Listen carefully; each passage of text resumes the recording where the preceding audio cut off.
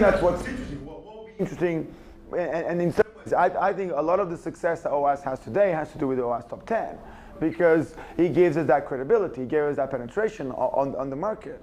And the reality is that we should look at it from a point of view of the assets. Who's using it? You know, who really cares about the OWASP Top 10? Clearly the PCI cares about the OWASP Top 10. So the problem at the moment is that how do they talk to OWASP? Well, they can talk to Jeff, they can talk to other guys, but how do they officially talk to OWASP? And the summits can actually be those places. The summits are the places where people can talk officially to OWASP, and we should put them, our model goes around that. So what's interesting is the people who are running these groups or covering these projects, suddenly they're playing at a much higher stage, which is great for them because they have more experience, visibility, they get better jobs, right? But also we get a lot more done. So, you know, again, some of these things still need stronger leaders. We don't have enough strong chairs for a lot of these working sessions. We have, you know, most of them have somebody assigned, but I would much prefer to have each one of somebody who really is driving it. You know, I think Hasham is doing a great job with the browser security. That really drives it. That really, you know, uses as an opportunity to get his problem, you know, done. I mentioned it at the chapter leader meeting yesterday. I'm having troubles getting my members in the chapter to actually engage in projects, and I'm guessing that they don't really know how much work that's expected from them. So if I would suggest that a guy I know is really good at something should be the leader, I need to explain more or less how many hours or for how long will the project go on, and I don't know those things. Well, I just say that's a cool project. You should be doing it, and he doesn't know. Will it be okay with my family? Do I need to go to several meetings, international meetings a year, or do I need to moderate a mailing list, or? That's a tough question, because I think that, you know, it's almost like the unofficial correct answer is almost like, well, as long as you're doing more than the guy's doing it now, it's better, right? And what happens is that the standard keeps raising up and up and up. So but the reality is that. But Swedes are shy, so we would never say, I'm a good leader. I will take on this project. Okay, then have them. Else, an American guy should take the leadership of this project. Yeah, I might contribute, but I'm a Swedish guy, so I won't be the leader. So why don't we get like 3 Swedish guys? Yeah, but if I could please explain that this is what is expected from you, do it, and everyone will be happy. Well, yeah. But just having a headline like this, that doesn't say what the job is. Team, if you read this. You could put in a lifetime achievement in the top 10. To read, for each one, we actually have objectives and deliverables. Okay. So, but to be honest, like I'm going to be, you know, absolutely kind of brutal on that one, right? I think that we have to draw a line somewhere, and for me, the line is contributions, right? I think that the current model, I think it's an amazing, you know, kind of organic model where if you put the time and talent and deliverables, you really become very quickly in a position of responsibility with a lot of respect from your peers, and you can get things done. And you can do it your own way, right? I would even say that, you know, there's almost a balance between, you know, you might have less experience, but you have more time, so that compensates. You might have a guy with a lot of talent, a lot of skills, but if he doesn't have time, hey, you know, it doesn't. So, but I do find myself like ignoring anybody, right, that doesn't do anything. And it's almost like it's a defense mechanism, right? I cannot afford to engage on a conversation with a guy that has, you know, blah, blah, blah, then doesn't deliver. I prefer to engage in a conversation with somebody who has delivered, right? Who has shown that they can, you know, it could be the proactivity or they can find a space. You know, and I view that what OWASP needs to do is to have enough very nice, soft, and easy entry points. So you don't have a big barrier of entry.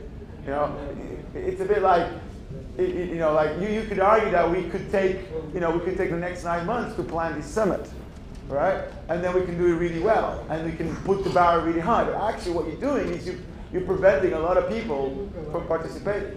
If you start to make something which is already that high, you know, and you don't have entry points, then or you have a culture that promotes those entry points, then it's even higher than that. So I think what we need to do is find projects, or maybe, you know, find ways that we can engage, you know, those guys. Maybe an idea is to have a pool where people can say, I'm interested to work, and then, or to contribute, and then have another pool of people who allocate the resources. And maybe Kate can manage part of that, right?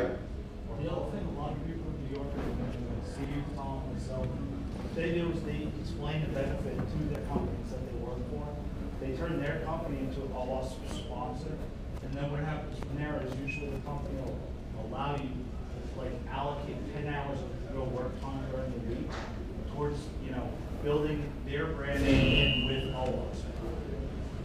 Right? Yeah, that's what I do as a chapter leader. Yeah. The question is that how you scale it up, and I think that I always found this weird thing that I can't get people to abuse OWASP. We can't get them to use OWASP. And a lot of it is, I think it's a mixture of respect, shyness, like a big suspicion that nothing is given for free, and there's going to be a catch. Like if I don't have enough hands and feet, whatever, to count the people who ask me, like, bring me to the corner and go, all right, Dinis, what's the deal? Like, come on, just tell me, all right? I know you, you know me, we're friends. What's the catch? What's going on here?